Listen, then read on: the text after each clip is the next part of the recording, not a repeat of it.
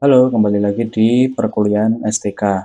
Kali ini kita akan mencoba membuat program transformasi koordinat dari koordinat geodetik ke geosentrik. Berikut adalah langkahnya. Jika diketahui suatu titik A memiliki bujur sebesar 120 derajat 12 menit dan 23 detik, lintangnya ini dalam detik, menit, dalam derajat, menit, detik.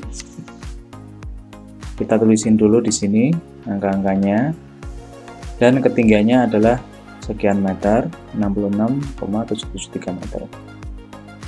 Di sini kita harus pahami dulu posisi bujur dan lintangnya di mana, apakah bujur timur atau bujur barat. Nah, setelah diketahui, nanti isikan di sini. Kalau di saya sudah saya bikin rumus, program saya sudah saya bikin rumus. Bentar.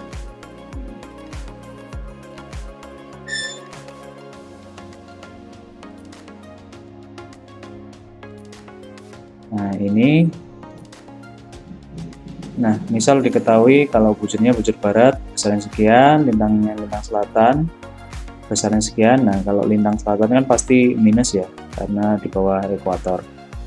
Ini lalu kita bikin sudut-sudut ini ke dalam bentuk desimal degree. Kalau ini kan bentuknya masih derajat menit detik ya. Kalau DMS, kalau ini desimal degree, ini juga masukin rumusnya.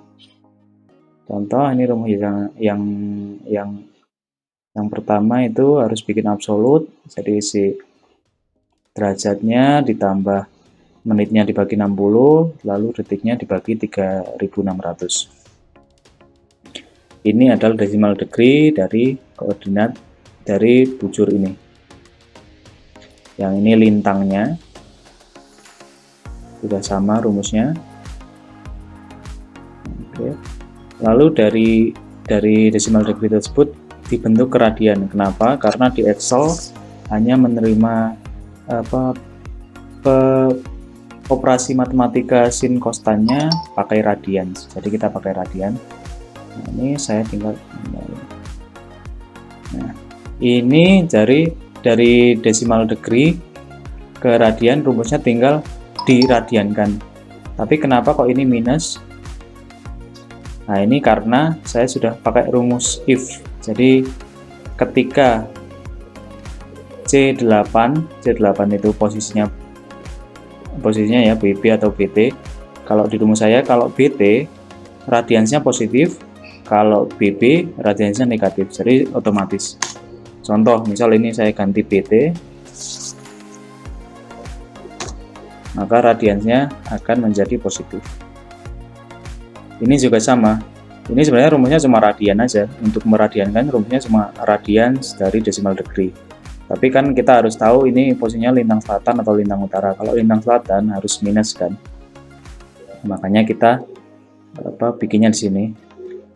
Pakai rumus if lagi. Jika C9 atau LS ini kolom ini adalah LU, maka positif radian.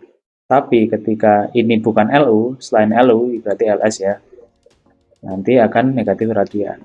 Nah gitu ya untuk yang awal. Jadi ketika diketahui suatu titik harus dibikin seperti ini dulu, dipindah dulu ke desimal degree dan dipindah ke radian. Dan juga harus dipahami apakah koordinat tersebut berada di mana nih, di bujur timur atau bujur barat. Dan lintangnya juga gitu, lintang utara atau lintang selatan, karena akan berpengaruh di sini. Pada contoh kita akan menggunakan bujur timur dan lintang selatan. Tapi mungkin nanti di soal yang lain pasti akan berubah. Jadi ada yang bujur barat atau lintang utara, macam-macam. Jadi kita siapin aja, ini rumus yang general. Jadi semuanya bisa kepakai di rumus ini. Jadi BB bisa, BT bisa, LS bisa, LU bisa. Itu untuk yang pertama. Ini lalu kita diketahui juga, ini masih diketahui juga ellipsoid referensi yang digunakan adalah Bessel 1841. Nah mungkin di soal nanti akan ada ellipsoid referensi yang lain seperti WGS 84, Krakowski atau yang lain sebagainya.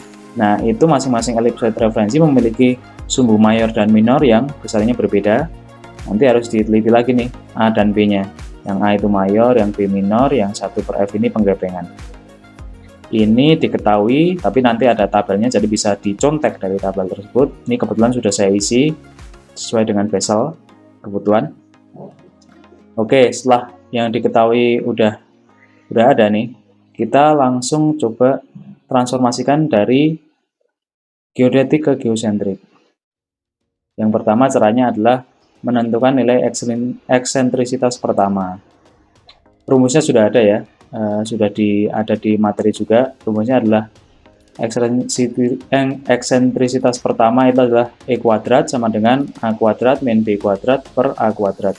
Kalau eksentrisitas kedua itu pembilangnya itu B kuadrat. Tapi karena tidak terpakai, jadi kita pakainya di rumus ini cuma yang eksentrisitas pertama. Jadi rumus ini udah cukup. Nah, rumusnya ya tinggal pakai cara Excel bisa ya. Ini udah aku masukin rumus. Kalau yang E kuadrat itu eksentrisitas pertama, kalau yang E saja itu eksentrisitas elipsoid.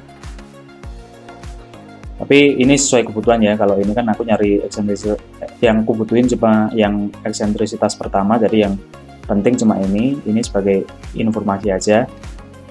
Oke.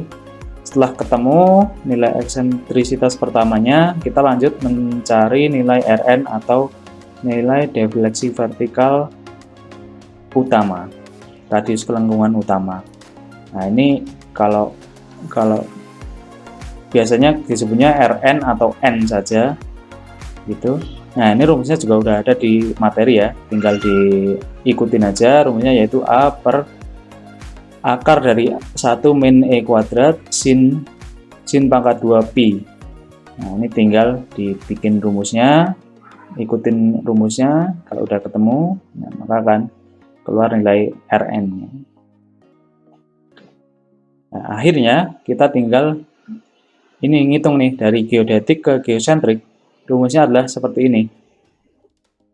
Ya, kalau X-nya Rn plus H dikali cos B kali cos lambda. Nah, ini kan rumus Excel sederhana Mas Ian. Nah, silakan nanti dilakukan sendiri. Yang Y Rn plus H kali cos B kali sin lambda. Yang Z sama dengan Rn dalam kurung 1 min eksentrisitas pertama ditambah H dalam kurung tutup kurung ya. Terus dikali sin B. Nah, akhirnya akan didapatkan nilai koordinat geosentrik dari titik dengan koordinat geodetik yang tadi diketahui. Itu untuk program pertama. Terima kasih.